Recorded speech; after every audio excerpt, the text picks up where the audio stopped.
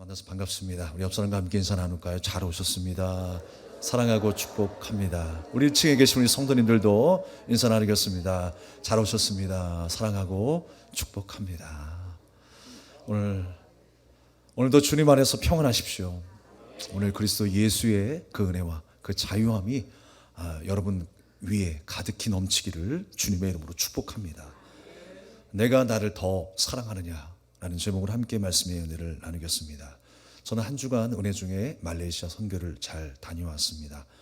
영상 선교를 위한 방송 장비 설치를 위해서 여러 교회를 탐방하는 가운데 또 한 번의 새로운 은혜를 경험했어요. 항상 경험하지만 저희가 뭔가를 줘야 되겠다라고 하는 생각으로 가지만 사실 받아오는 게 더 많더라고요. 하나님께서 진정한 교회의 모습을 보게 하시고 진정한 성도의 모습을 보게 하시고 하나님 앞에서 신앙생활을 한다는 것이 무엇인지를 다시 한번 깨닫게 하셨던 기회한 기회였다고 생각합니다. 많은 교회 중에 가장 인상적이었던 두 교회가 있었습니다. 한 교회 들어갔는데 한참을 차를 타고 들어가는 거, 2시간 차를 타고 또 2시간 그 행길에서 산속으로 1시간 동안 이제 계속 들어가는 거예요. 여기에 무슨 마을이 있을까? 여기 무슨 교회가 있을까? 여기 무슨 예수 믿는 사람이 있을까? 라는 생각을 하고 들어갑니다. 그런데 그곳에 사는 사람들이 있더라고요. 교회가 있고요. 하나님을 믿는 신실한 믿음의 그리스도인들이 살고 있었어요. 참 그 모습만 봐도 너무 신기할 정도예요. 한 교회에 들어갔는데요. 어떤 한 중고등부 여학생이 나와가지고 저에게 인사를 청합니다. 악수를 청해요. 저는 중고등부 학생인 줄만 알았어요. 근데 나중에 알고 보니까 담임 목사님이시더라고요. 깜짝 놀랐어요. 나중에 제가 사진도 보여드릴게요. 누가 봐도 중학생이에요. 그런데 사정을 알고 보니까 그곳에 교회는 여러 곳 있었지만 담임 목사님이 없는 교회가 그렇게 많아요. 그러니까 하나님 앞에 쓰임받고자 소명을 받고 결단하는 일꾼들이 적다라는 거예요. 그래서 그 교회도 성도님들이 몇 년 동안 간절히 기도를 하고 또 교단에 담임 목사님을 좀 보내달라 요청을 하고 요청한 끝에 기도 끝에 담임 목사님이 오신 거예요. 그것도 신학교를 완전히 다 졸업한 상태에서 오신 것이 아니라 신학교 재학 중에 22살 먹은 여성 목사님이 그곳에 담임 목사님으로 오신 거예요. 그 모습을 보고 있자니 너무나 가슴이 짠했습니다. 청춘을 바쳐서 하나님 앞에 또 결단하고 쓰임받고자 또 공부를 하고 있는 그 모습 자체도, 사는 자체도 좀 안타까운데 그 허름한 교회에서 그 성도님들과 함께 예배드리고 또 사역을 감당하는 그 모습 자체가 좀 안타깝게 보였습니다. 또 그곳에서 멀지 않은 곳에 작은 교회 하나를 방문했어요. 장로님 한 분과 성도 여러분이 오셔서 맞이를 해주시더라고요. 근데 그 교회는 역시 담임 목사님이 계시지 않았습니다. 그런데 저희들에게 인사 말씀을 하시면서 한 가지 쪽지 하나를 보여줘요. 뭐 거창한 게 아니에요. 종이 쪽지 하나 이렇게 보여주시면서 이것이 교회 설계도입니다. 조감도입니다. 라고 이렇게 말씀해 주시는 거예요. 그리고 현재는 자기네들이 힘을 합해서 담임 목사님 사택을 만들어 놓았어요. 바로 교회 옆에 있더라고요. 그리고 이 설계도는 앞으로 우리가 새롭게 건축하게 될 교회입니다. 속히 담임 목사님이 청빙될 수 있도록 기도 부탁한다고 저에게 부탁을 하더라고요. 그래서 저희가 함께 그 제목을 위해서 기도를 했어요. 지금까지 힘들고 어려운 중에도 산속에 뭐가 있겠냐고요. 그냥 마을을 이루는 그 가구 수도 몇 가구 안 돼요. 그리고 그곳에 뭐 사람들이 많이 모여 사는 것도 아니에요. 근데 그곳에 교회가 있어요. 그 교회를 이끌어가고 또 그 예배의 단을 쌓기 위해서 장로님들과 또 성도님들이 함께 힘을 합해서 희생하고 헌신하는 모습을 볼 때 정말 많은 것을 깨닫게 되었습니다. 놀라운 사실은요, 두 교회가 모두 힘들고 어려운 환경이었다는 거예요. 그런데 하나님을 사랑하는 그 마음 하나만으로 성도님들이 연합하는 모습을 볼 수가 있었습니다. 그 연합하는 힘이, 그 사랑의 힘이 교회를 세워나가는 힘이 되었어요. 그래서 우리는요 그냥 내내 짠하게 바라보는데, 근데 희한하게도 그들은 오히려 우리보다 더 밝아요. 저들이 힘들어하는지 무슨 고민이 있는지 의심이 될 정도로 그냥 환하게 우리를 맞아주시고, 그 순간에 찬양을 하는데도 바로 그냥 예배에 집중해서 하나님 앞에 전심으로 예배하는 그 모습을 볼 수가 있었습니다. 그 예배하는 모습이 너무나 진지하게 보이는 거예요. 그러면서 제가 느끼게 된 건 뭐냐면, 저희들이 이제 고난주간을 겪고 부활주의를 겪어왔잖아요. 그럼 우리가 고난주간 때 생각하는 게 뭐냐면, 내가 먹는 음식을 줄이고, 내가 보았던 스마트폰 보는 시간을 줄이고, 내 여가 시간을 줄이고, 우리가 줄이게 된다는 게 뭐예요? 고통의 시간이잖아요. 그런 줄이게 되고 우리가 누리지 못하게 되는 그 시간을 통해서 내가 예수님의 고통을 경험할 수 있겠지라고 생각했던 것 같아요. 아니, 그렇게 생각을 해왔어요. 내가 이렇게 육신적으로 고통을 당하면 예수님의 십자가의 죽음이 무엇인가를 깨달을 수 있겠지라고 생각을 하고 줄여나갑니다. 그런데 더 중요한 사실을 발견하게 되었어요. 우리가 고난주간인데 예수님의 십자가의 죽음을 묵상하면서 기억해야 될 것은 그런 고통을 뛰어넘은 거룩이 되어야 되겠구나라는 생각을 하게 되었어요. 우리가 초점을 맞춰야 될 것은요, 그런 육체의 고통이 아니라 예수님의 거룩이에요. 우리도 그렇게 거룩해져야 한다는 거예요. 그렇게 온전해져야 한다라고 하는 것을 우리가 깨달을 수 있어야 됩니다. 날마다 주 앞에서 거룩해지기를 소망하십시오. 주님 마음을 닮은 주님의 제자로 설 수 있기를 주님의 이름으로 축복합니다. 오늘 본문의 말씀은 예수님께서 베드로를 다시 만나주시는 장면이에요. 예수님께서 죽으시기 전에 베드로를 만나셨죠. 그를 제자 삼으셨어요. 그리고 공생의 기간 동안에 함께 주님의 나라를 전하며 사역을 하셨습니다. 그런데 이제는 베드로는 예수님을 3번 부인하고 도망갔어요. 그리고 제자들은요, 뿔뿔이 자기 고향 옛 생활로 돌아갔습니다. 예수님이 죽으시고 부활하신 이후에 이제 예수님은 제자들에게 다시 한번 나타나시는 거예요. 그리고 베드로를 만나 주십니다. 생각해 보세요, 여러분. 베드로가 얼마나 당황했을까요?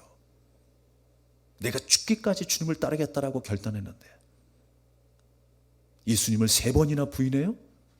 모른다라고 부인해요? 그리고 자기의 옛 생활로 돌아가요?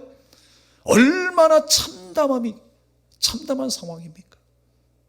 얼마나 당황했을까요? 무안했을까요? 진정 그가 수지자라고 할 수 있을까요?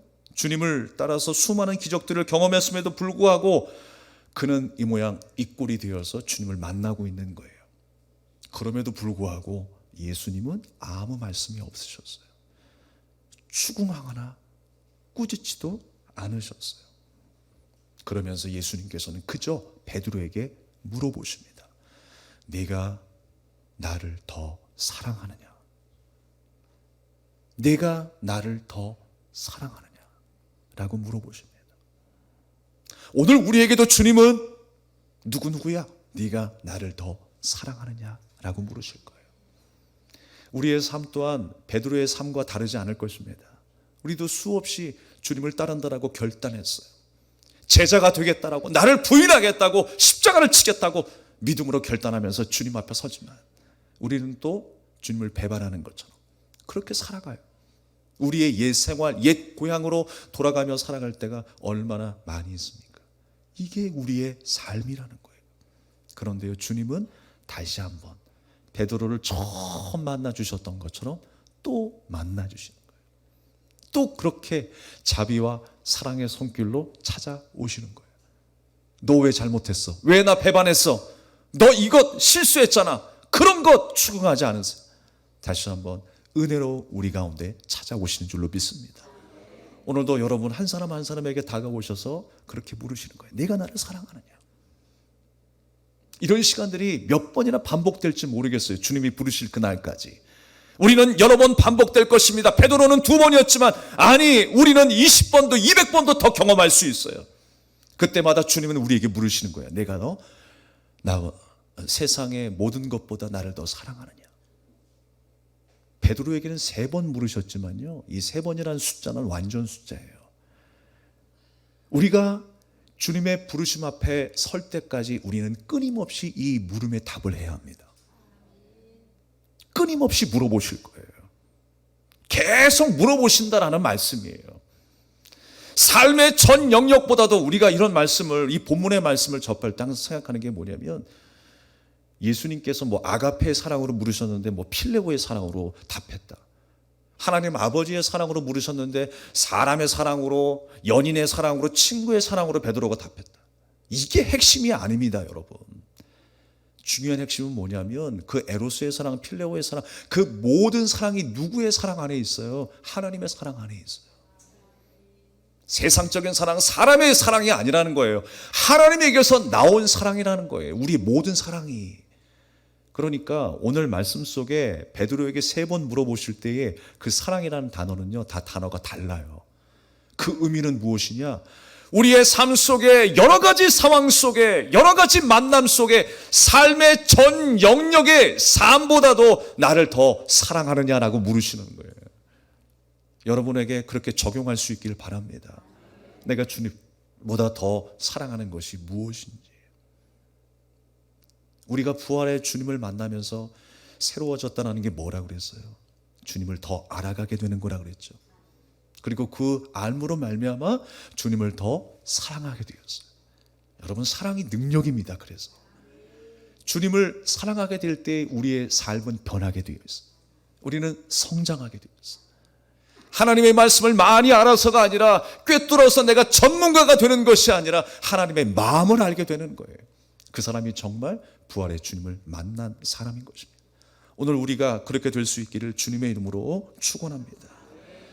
그래서 원주민들을 바라보는데 그들의 눈망울에서 하나님의 갈망함이 있다는 것을 깨달았어요.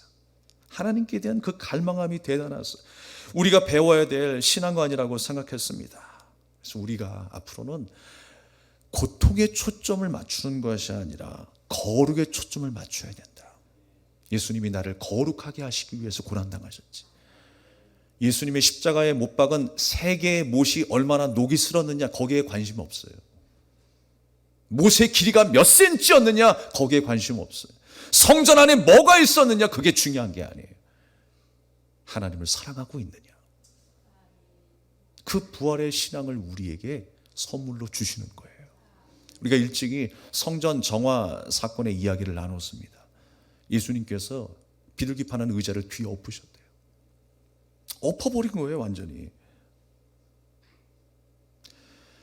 근데 사실 정확하게 예전 성경으로 우리가 돌아가면 그 비둘기 파는 자리를 엎으셨다라고 말씀하셨거든요.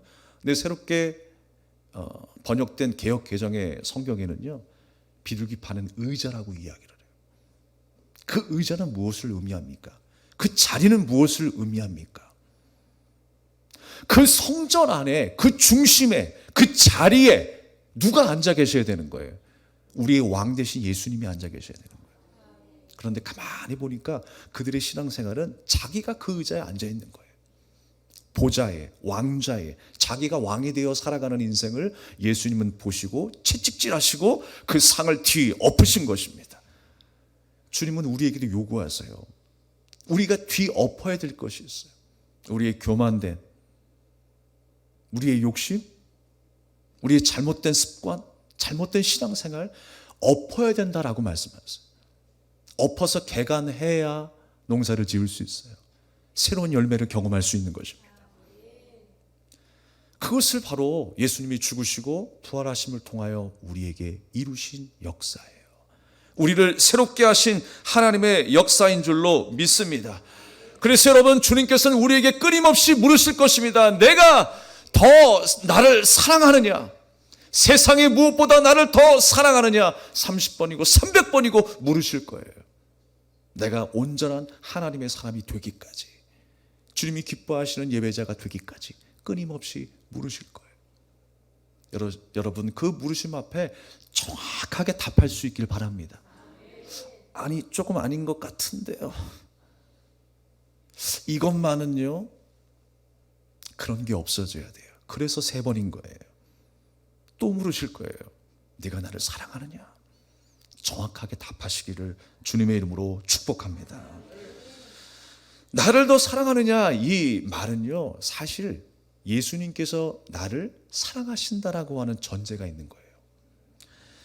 먼저 주님이 베드로를 사랑하기 있기 때문에 그렇게 물으시는 거예요. 우리가 살아가는 일을 포기할 수 없어서 물으시고 또 물으신 주님의 마음을 느낄 수가 있는 것입니다. 그렇게 주님의 부르심 앞에 베드로는 또 사랑을 고백하고 있어요. 우리가 사람과 사람과의 관계도 그렇습니다. 관계가 정상적일 때는요, 뭔가를 얘기해도 그걸 잔소리라고 생각하지 않습니다. 추궁이라고 생각하지 않습니다. 근데 뭔가 관계가 깨어졌을 때는요, 요구하고 확인하는 것이 어떻게 되는 거예요? 부담이 되고 집착이 되고 증오로 발전하는 거예요. 그 관계의 정상이 중요한 것이죠. 사랑하는 여러분, 베드로가 예수님의 온전한 제자라고 하지만 온전한 제자의 삶을 살지 못했을 때의 그 관계는 온전한 관계가 아니에요. 그래서 모든 것이 다 부담이 되고 두려움이 되고 걱정과 염려가 되는 거예요. 예수님이 죽으시면 내가 한 자리 하지 못하면 어떡하지? 예수님이 죽으시면 내가 고난당하여 죽임을 당하면 어떡하지? 내 삶에 문제가 생기면 어떡하지? 염려와 근심, 그런 모든 것들이 집착이 되고 증오가 되고 내게 부담이 되는 거예요. 그런데요, 예수님의 죽으심으로 인하여 그 모든 문제를 해결하셨어요. 관계 문제를 해결하신 거예요. 하나님과 나 사이에 갈라졌던 그 관계를 하나로 이루시는 거예요. 그것이 바로 예수 그리스도의 중보의 사건이라고 하는 것입니다. 그렇게 관계가 하나가 되어져서 마음과 마음이 하나로 연결되니까 이제 예수님께서 몇 번을 물어보셔도 그것이 더 이상 부담이 되지 않는 거예요. 여기서 베드로가 근심했다라고 하는 것은요, 사실 다른 의미입니다. 그것을 또 우리가 나중에 나누려고 합니다. 이 모든 일들을 누가 하셨어요? 주님이 다 하시는 거예요. 연약한 인간을 끊임없이 붙들어 주셔서 사랑으로 만나 주시고 주를 향한 사랑을 고백해 내게 하시는 역사.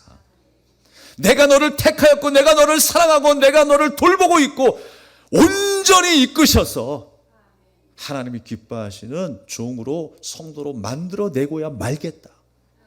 이게 바로 베드로의 이야기예요. 바로 오늘 부활 이후에 예수님께서 베드로를 만나 주셨을 때에 깨달을 수 있는 이야기인 것입니다. 주님이 만나셨을 때부터 지금까지 왜 그렇게 만나셨고 기적을 베푸셨고 말씀을 하셨을까? 나를 온전한 성도 만들기 위하여. 그것이 바로 우리에게 복이 되기 때문에 그렇습니다. 복받을 만한 사람으로 만들기 위해서 하나님이 그렇게 훈련하시는 거예요. 그 연단 속에서 베드로를 훈련하셨던 것처럼 우리를 그렇게 인생 가운데에 광야 생활을 통하여 연단하여 나가시는 줄로 믿습니다. 진정한 제자를 만들기 위함이에요. 진정한 성도로 만들기 위함이라는 것입니다. 이걸 보게 하시는 하나님의 말씀이라는 거예요. 그래서 나를 더 사랑했던 나의 모습은 아니었는가? 여러분, 오늘 이 시간에 다시 한번 생각해 보세요. 하나님보다 돈을 더 사랑했던 우리의 생활은 아니었는가? 사람들의 눈을 더 의식했던 나는 아니었는가? 하나님의 시각보다 사람들의 눈을 더 의식했던 나. 그러나 다른 것을 사랑하는 것은 참된 종의 모습이 아니라는 거예요. 예수님을 진정으로 주인 삼는 사람은 다른 것에 휘둘리지 아니하고 그 말씀 앞에 귀 기울이며 살아가는 인생이다 라고 하는 것입니다.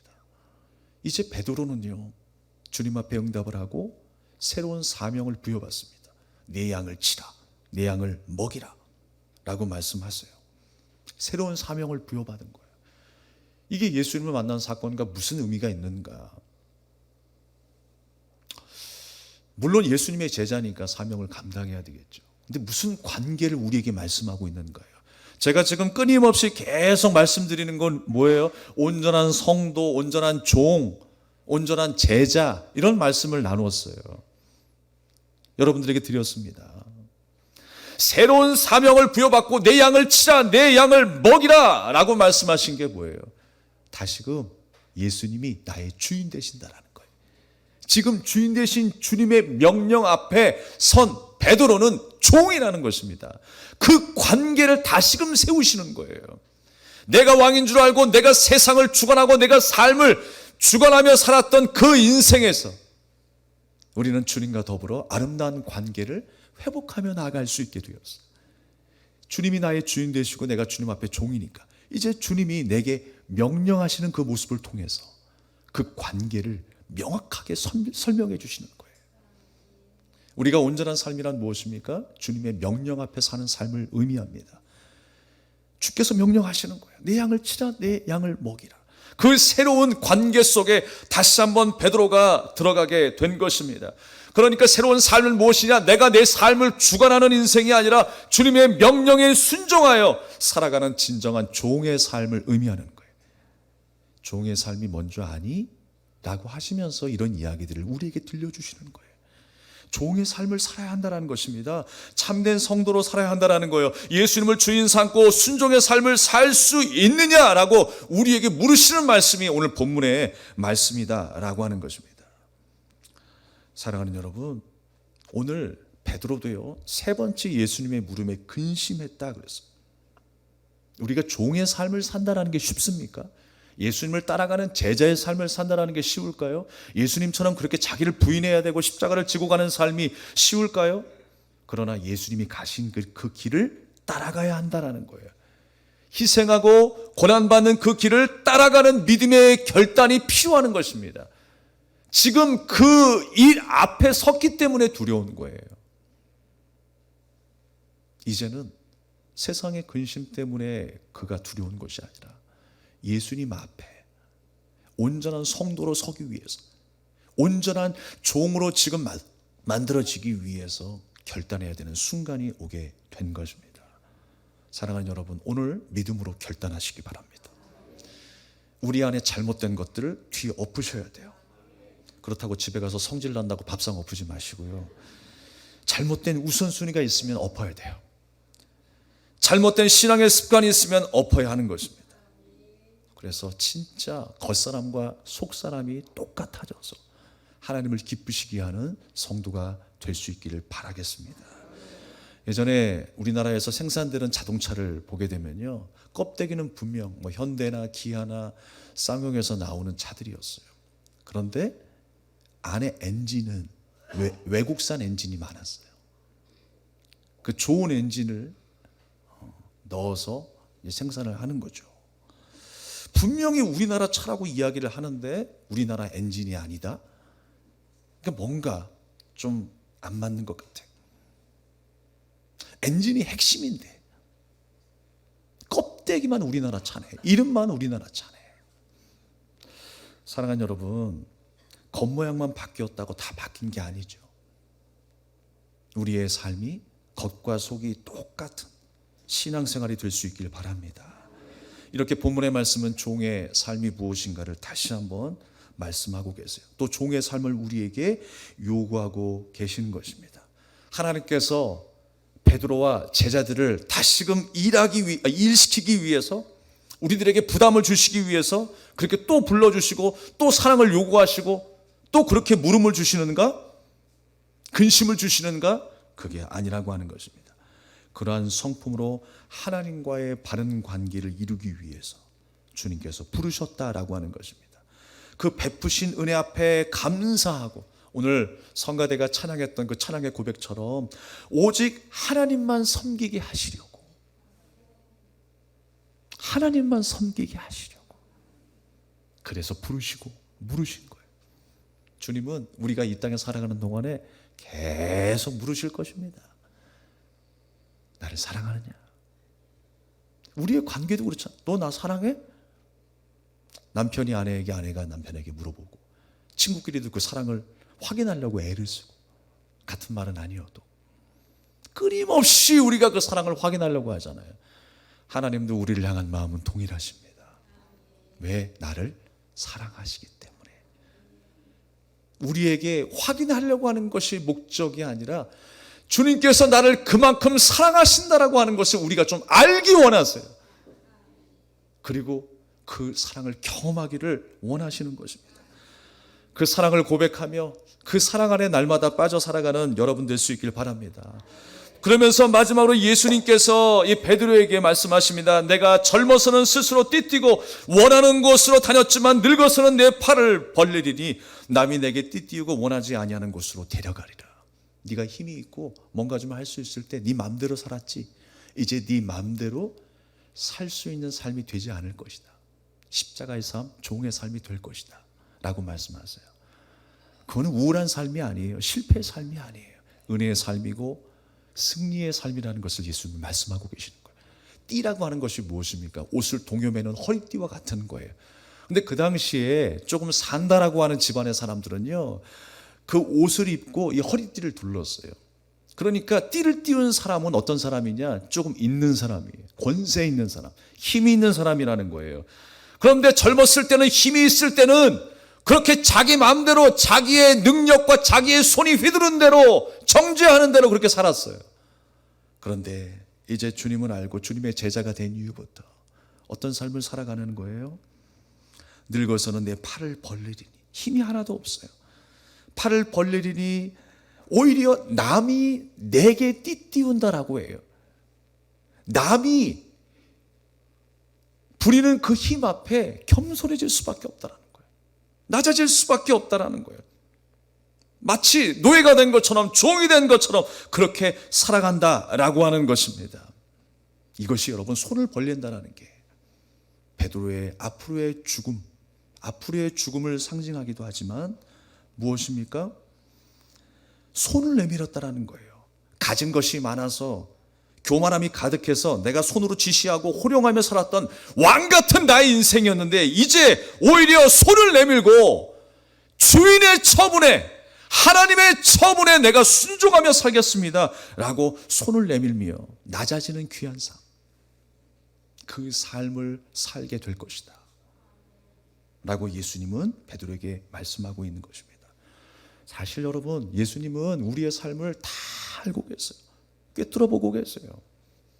몇 번 부인할 것도 알고 계세요. 다시 옛사람으로 돌아갈 것도 알고 계세요. 새벽 닭이 울 때 통곡하며 울 것도 알고 계세요. 배반한 것 모르시는 것 아니에요. 그러나 하나님께서 여기까지 인도하셨다는 사실을 기억해야 돼요. 다 아시지만 우리의 삶의 연약함을 깨닫게 하시고 다시금 전능하신 하나님을 의지하게 하시고 경외하게 하시고 주님을 사랑하게 하시는 그 순간까지 주님은 인도하고 계셨다는 사실이에요. 지금도 여러분을 인도하고 계세요. 실패와 절망과 좌절에 있는 여러분들을 만나고 계시는 거예요. 그리고 우리에게 다시금 물으시는 것입니다. 내가 나를 더 사랑하느냐? 내가 나를 더 사랑하느냐라고 물으시는 것입니다.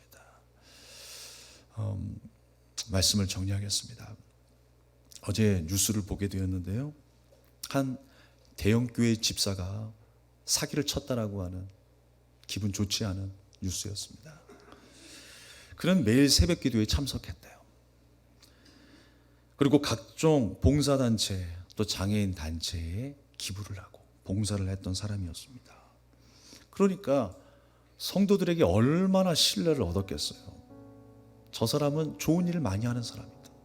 그렇게 신뢰를 얻어서 성도들로부터 투자금 명목으로 돈을 받아 챙겼어요. 무려 537억 원이나. 매번 돈을 꿀 때마다, 빌릴 때마다 뭐라고 했겠습니까? 그가 성도들에게 이렇게 이야기합니다.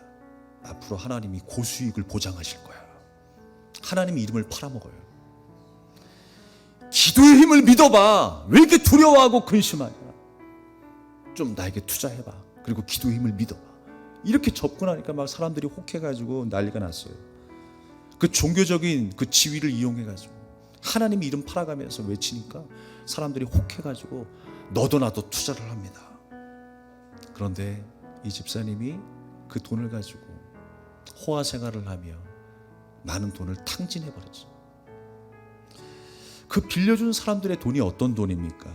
전세 보증금을 담보로 해서 대출을 받은 사람들, 적금을 해약한 사람들이 있었어요. 자녀의 학비를 열심히 벌어서 아침 이것 갖고는 부족하니까 더 남겨서 그 자녀의 앞길을 위해서 쓰려고 했었던 종잣돈이었어요.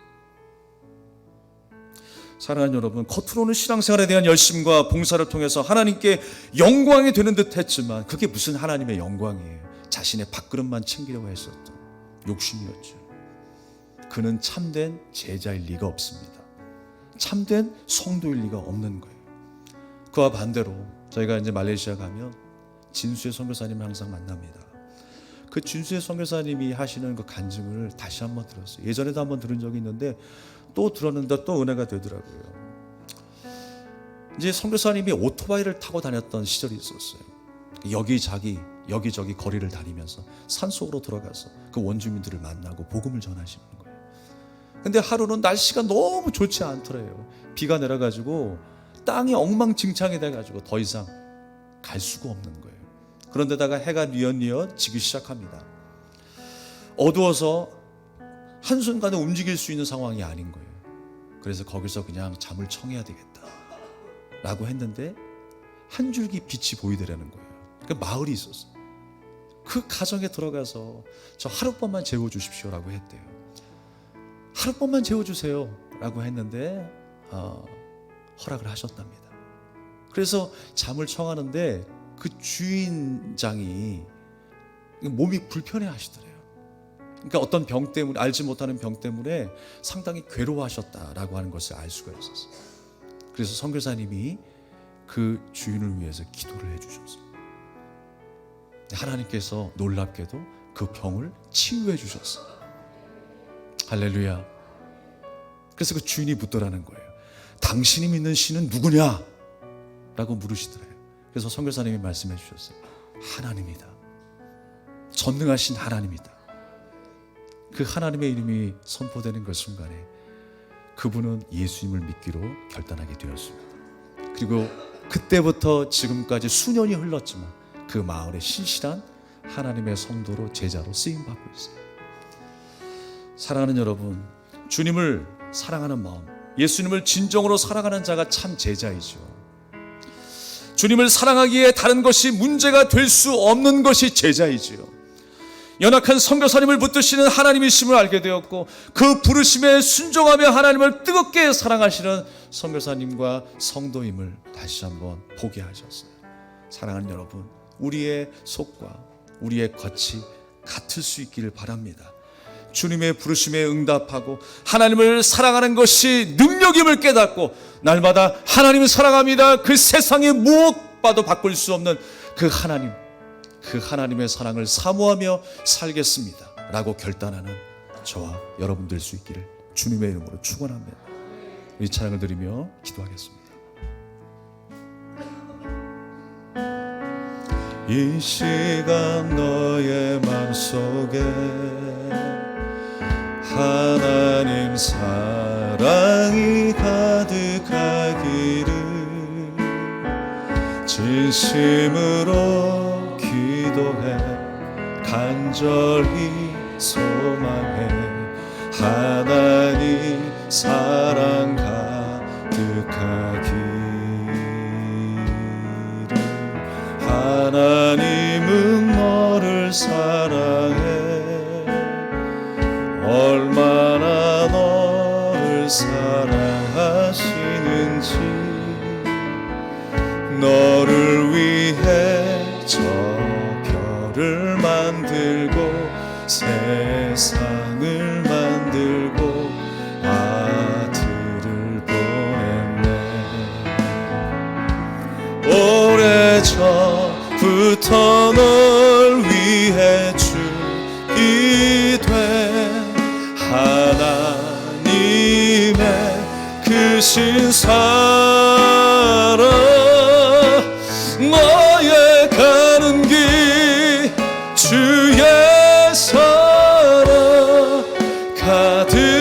가득하기를 축복해. 이 시간 너의 맘속에 이 시간 너의 맘속에 하나님 사랑이 가득하기를 진심으로 기도해 간절히 소망해 하나님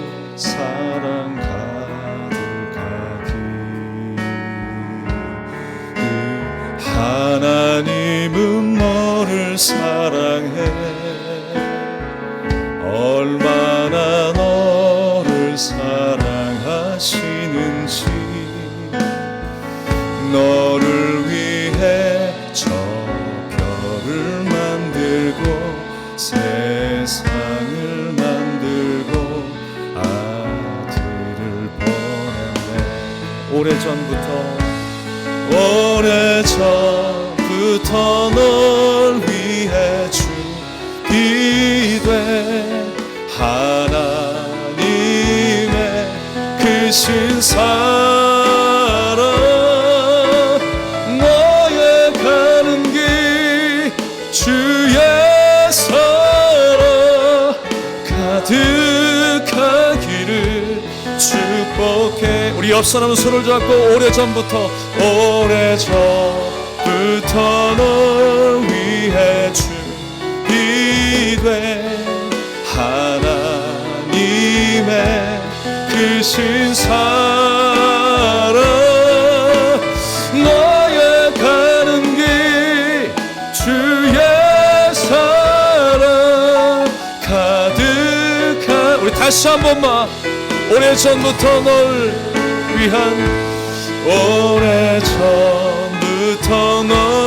위해 주기대 하나님의 크신 사랑.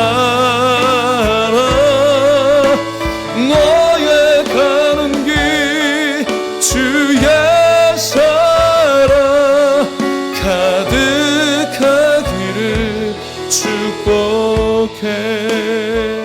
우리 두 손을 잡은 그 모습 그대로 함께 기도하기를 원합니다. 우리 옆 사람을 위해서 기도해 주세요. 지금 옆에 있는 사람이 너무나 마음이 상한 상태일 수 있어요. 삶이 무너져 있을 수도 있어요. 내 힘으로 감당할 수 없는 상황에 처한 사람도 있을 거예요. 눈물을 흘리며 하나님 앞에 통회하며 기도하는 사람도 있을 거예요. 여러분 옆 사람을 위해 기도하십시오. 하나님께서 여기까지 우리를 위하여 준비하셨음을 우리는 믿습니다. 이 형제의 자매의 문제도 해결하실 줄로 믿습니다. 더 큰 일을 위하여, 더 좋은 일을 위하여 하나님이 예비하신 줄로 믿습니다. 주님 불쌍히 여겨주시고 다시 한번 일어나게 하여 주시옵소서. 회복되게 하여 주시옵소서. 부활의 은혜와 사랑을 경험하게 해달라고 우리 간절한 마음으로 기도하겠습니다.